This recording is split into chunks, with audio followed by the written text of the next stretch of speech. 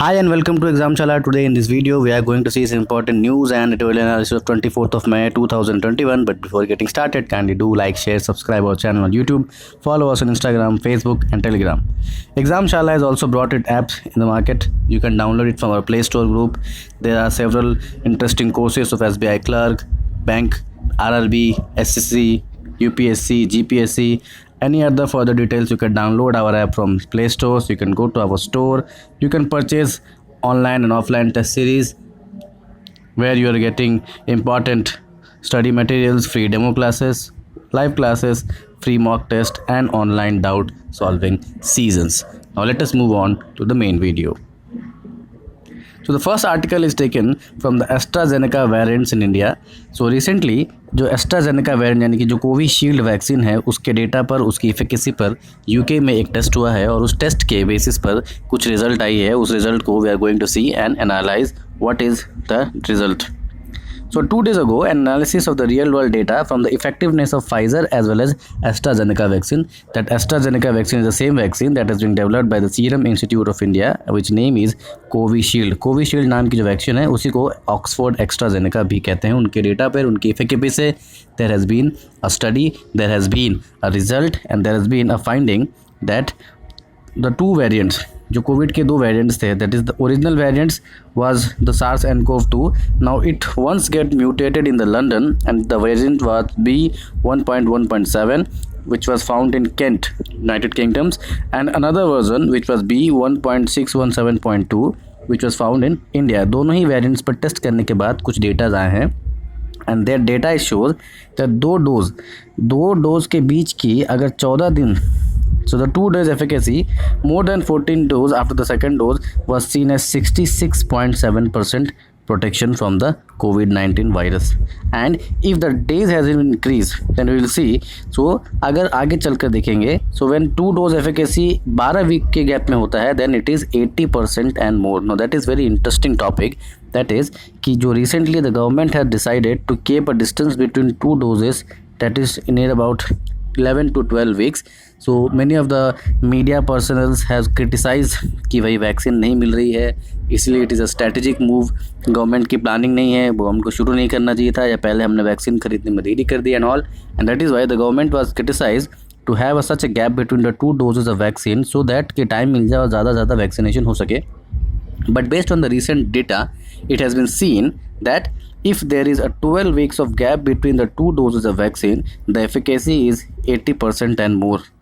And similarly, in comparison to if there is a 14 days after the vaccine, it is 66.7%. So more the increase in the doses of vaccine, it is more effective, especially up to 12 to 11 weeks. यानी कि 3 महीने और 3 महीने के आसपास का अगर हम गैप रखते हैं then it will be very effective.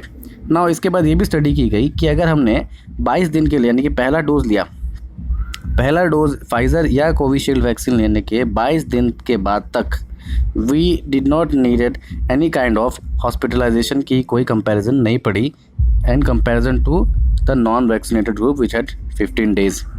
Similarly the single dose की जो एफिकेसी थी फ्रॉम 22 डेज टू 90 डेज की एफिकेसी होती है. The single dose efficacy from day 22 to 90 post vaccination was 76%. तो अकेले सिंगल डोज की एफिकेसी थी 76% एंड जब 2 डोज हम लेते हैं in the gap between of 12 weeks तो the efficacy is 80% and all. So this was the original step which was actually vaccinated by the London Health Service NHS की data की report के अनुसार ही the government of India has prioritised the method to accept and to vaccinate the people among the 2 groups and 2 phases and keep the days between 12 weeks, that is near about 3 months. Moving on to the another article, that is the UNESCO World Heritage Sites. तो recently Maharashtra government ने एक list of 14 forts इन महाराष्ट्र को दिया है कि United जो UNESCO world heritage site है उसमें आप इसे इंक्लूड करिए. एंड दैट इज़ वाई इसको एक्सेप्ट करने के लिए what are the procedures, how UNESCO grants this procedure, will discuss one by one. So according to the world health convention, UNESCO की एक बॉडी होती है जिसका नाम होता है world health convention operational guideline. एक किसी देश को या किसी स्टेट को एक इन्वेंट्री देनी होती है, that is a list of the properties of country and it has to be sent to the UNESCO, जो कि एक tentative list होती है.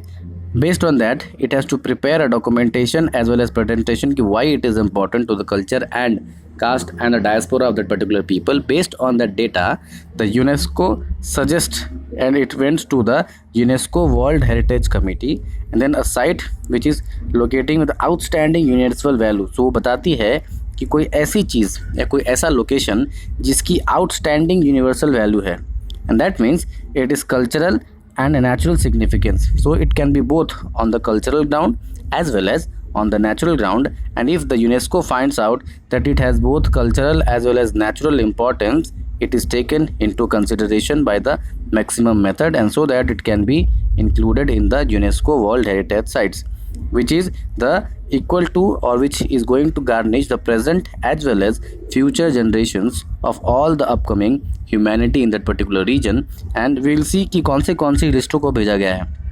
सो द रायगढ़ फोर्ट, ठीक है, जो रायगढ़ फोर्ट है, then the Rajgad fort in the Pune, Shivneri fort which is the birth place of Shivaji, उसको दिया गया है. तोरण फोर्ट जो मराठा एम्पायर का बहुत ही इम्पॉर्टेंट था, शिवाजी जीता था. लोहगढ़, रानागढ़, अलीबाग, सिंधुदुर्ग, अनकई, इस तरह की मिलाकर 14 forts. So if you are preparing for Maharashtra PCS, kindly do remember this names कि which are the list of important forts and what are their location, north to south, east to west and south to west, to consider the following forts in the UNESCO world heritage site list. Moving on to another very important article, that is the Afghanistan international relation. Since we know that the USA after the Doha deal has left the detail, and then we are going to see Afghanistan without the United States. So वहाँ पर क्या क्या होने वाला है. तो जो author है, it is giving a very comprehensive deal about किस तरह से यूनाइटेड स्टेट्स टेररिज्म को एंड करने के नाम पर इराक और अफ़गानिस्तान दोनों ही जगह में घुसता है.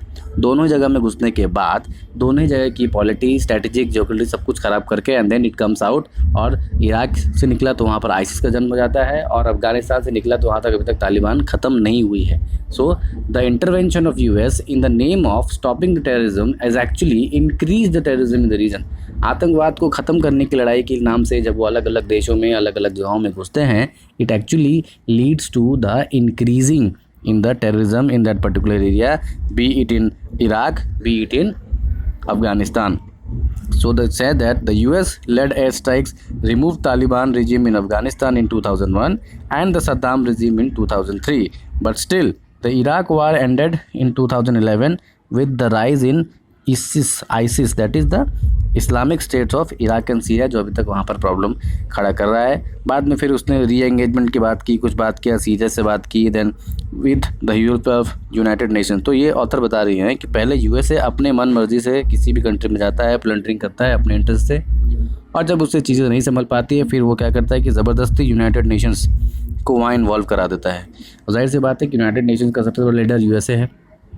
तो ओनली डिफरेंस इज़ कि UN में पैसा सारे देशों का लगता है और US का पैसा नहीं लगता, और इक्वली लगता है. That is why so US पहले खुद इंटरवेन करता है and then it allows other countries to take part in that, यानी कि खुद का कचरा क्रिएट करो और उस कचड़े में फिर दूसरे को लेकर आओ और सबका नुकसान कराओ. This policy is been accepted by the United States and that is why the same procedure जब ISIS का फॉर्म हो जाता है तो फिर US से संभाल नहीं होता है, and that is why it creates a United Nations meeting, and based on that a peace process is getting started, जिसमें फिर रशिया को इंक्लूड करना पड़ता है, फ्रांस को इंक्लूड करना पड़ता है, Germany, Britain, and then some kind of a deal with Syria is been taking place. Still there is not as much peace which are destined even after the process of re-engagement. Similarly the Iraq 2.0 campaign, जो US led coalition, यानी कि US ने जब काम खराब कर दिया तो फिर Iraq 2 was done by under the United Nations, which was led by US but other forces of Britain, France, Germany, etc., even from the support of local players like Israel, Saudi Arabia as well. So, and that is why since it was mostly relying on the global conditions and airstrikes support to the local allies, वहाँ पर क्या किया कि धीरे धीरे एक peace process को जन्म देते हैं और कुछ जो लोकल मिलिशियाज़ हैं, यानी कि कुर्दिश आर्मी हो गई या अरब अलायंस हो गए, उनके हाथ में सत्ता सौंप कर जल्दी जल्दी भाग जाते हैं, और अभी भी वहाँ की जो स्थिति है that is a vulnerable. And similar condition is being seen in the Afghanistan. So Afghanistan में there has been a Doha agreement, and that Doha agreement was the peace deal between the Taliban, USA and the Afghanistan government. और जल्दबाजी में Donald Trump जी ने अपने चुनावी वादे में कहा था कि मैं when he was elected he was sworn in that I will come and I will take back the United States force from Afghanistan, and since दूसरे इलेक्शन में he was wanted to make a poll promise, so he made a promise. और जल्दबाजी में एक Doha agreement होती है जहाँ पर तालिबान को एक फ्री हैंड मिल जाता है, that we have already discussed in the previous videos, and based on that US comes out of that particular area, and in order to make the peace and churning out of this area, Taliban takes benefit of that. और सबसे ज़्यादा नुकसान होता है Afghanistan government का और अफ़गान के लोगों का. सो दोहा एग्रीमेंट को अपॉर्चुनिटी बनाकर फेस सेविंग डील करके US is turning out. Now what is the Afghanistan 2.0. अब वहाँ पर क्या होने वाला है, बिकॉज वहाँ पर इराक जैसे हालात नहीं है, बिकॉज इराक में it was a near area of Europe. Saudi Arabia has to play important role, but in Afghanistan Pakistan is the major player, because the only link to Afghanistan or the landlocked country is a Pakistan. So through Pakistan, and Pakistan is also itself is a failed state and supporter of terrorism. So what is going to be the future of Afghanistan? This has been discussed.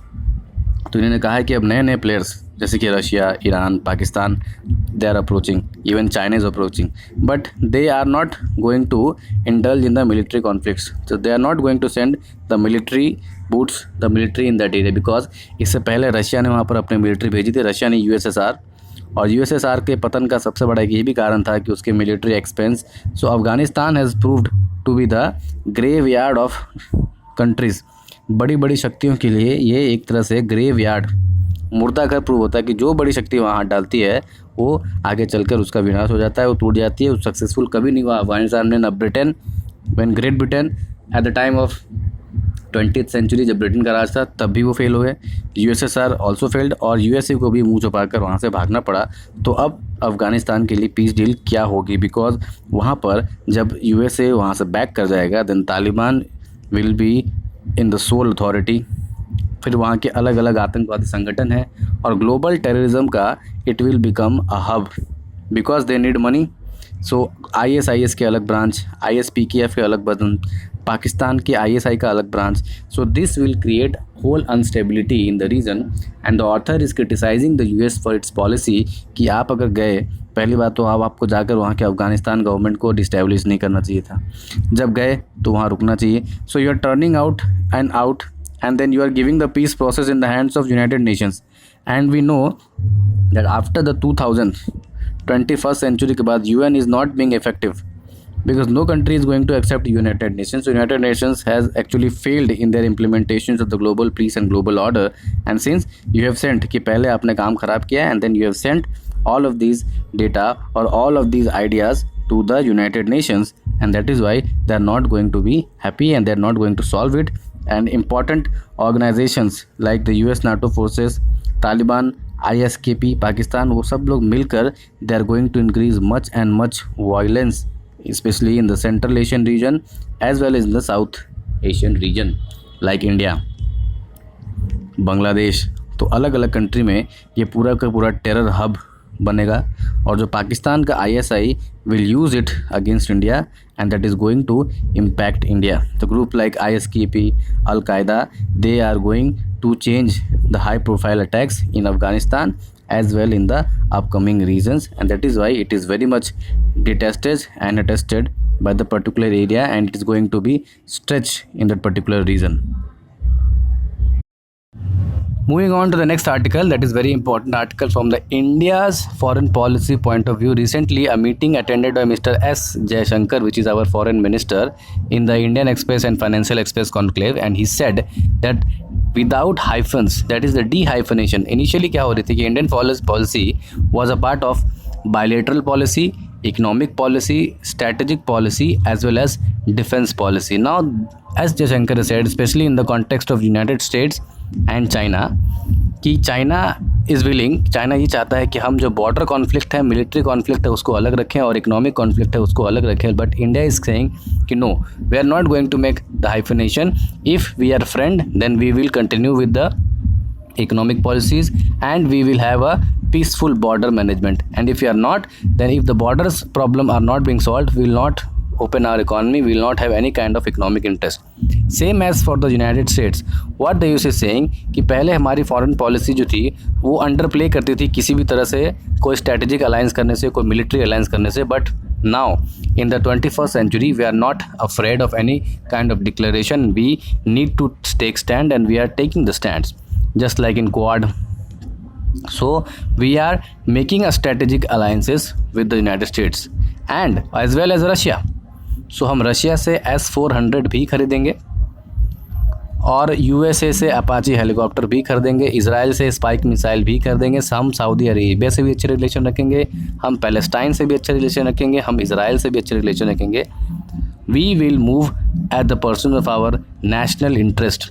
जो पहले की foreign policy चली आ रही थी कि if one thing goes and another thing out, so it is not being accepted by the modern new philosophers or the new foreign policy idea, then we will keep our national interest high.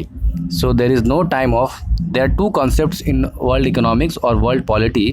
One is idealism, आदर्शवाद, and another is realism. So आदर्शवाद means कि पहले के नेता और पहले के countries they believe in ideals, policies, अच्छी चीज़ें बुरी चीज़ें है ना, in principle working. Nowadays the world is moving toward realism, that is based on practicalism. If something is in their interest, अगर यूएस के इंटरेस्ट में और वे इंडिया के इंटरेस्ट में कोई चीज़ें हैं तो India will do it irrespective कि उसके कोई भी अलाई हो, यूएस, इजराइल, सऊदी अरेबिया, उसको बुरा लगे या अच्छा लगे, we will see our national interest first. और यूएसए भी यही देखता है. So USA outsource the economic interest. भले ही इंडिया उसका अच्छा स्ट्रेटेजिक पार्टनर है, बट जब टैरिफ लगानी होती है तो they also keep tariff on USA और on India. They keep India in the religious list, freedom list में हमको नीचे डाउनग्रेड कर देते हैं. So based on that they keep difference in their foreign policy and their economic policy, and that is the time has come that we should also make the same order. So if our national interest is going against some nations, we don't bother, and that is why without hyphens he is specifically addressing China, that if China wants a good peaceful neighbor, a good economic and bilateral relation, he must or they must have to solve the border disputes with India, and then only India and China will grow together. So if China wants to fight, we'll fight. If China wants to peace, we'll peace. If China wants to do business, we will do business. Similar as in the case of USA. If USA is with us in the economic matters, we'll support it. If USA keeps sanctions on us, we will also keep sanctions on it. So it is very very important to understand this is called the reciprocity of the relation. जैसे को तैसा वाली बात. So now the world is moving toward the more national interest program. So we will buy S-400 from Russia also. We will have friendship with Russia also. We will have a friendship with USA also. We will have friendship with Saudi Arabia, Palestine, Israel based on our interests. So this is what the national interest is driving the internal politics as well as the foreign policy of a country irrespective of any other matters. And so nowadays in case of China, our economic interests are secondary but our border disputes are major. वैसे भी आपको पता है कि China जो है हमको ज़्यादा एक्सपोर्ट करता है और हम चाइना से इंपोर्ट करते हैं. सो अगर चाइना से बिजनेस कम होता है तो that is not going to harm India at all, because we are importing from China and that is actually benefiting the Chinese companies. So what we want is a fair balanced relation and then trades will go on. Similarly in case of Pakistan also, if Pakistan also wants peace, he must surrender, he must give the terrorist activities, he must catch on the terrorist, and then he will start the economic and bilateral trade relations. So this is all for today's video. We'll see you in the next video. Till then, stay home, stay safe, wear masks correctly, get yourself vaccinated. Jai Hind, Jai Bharat.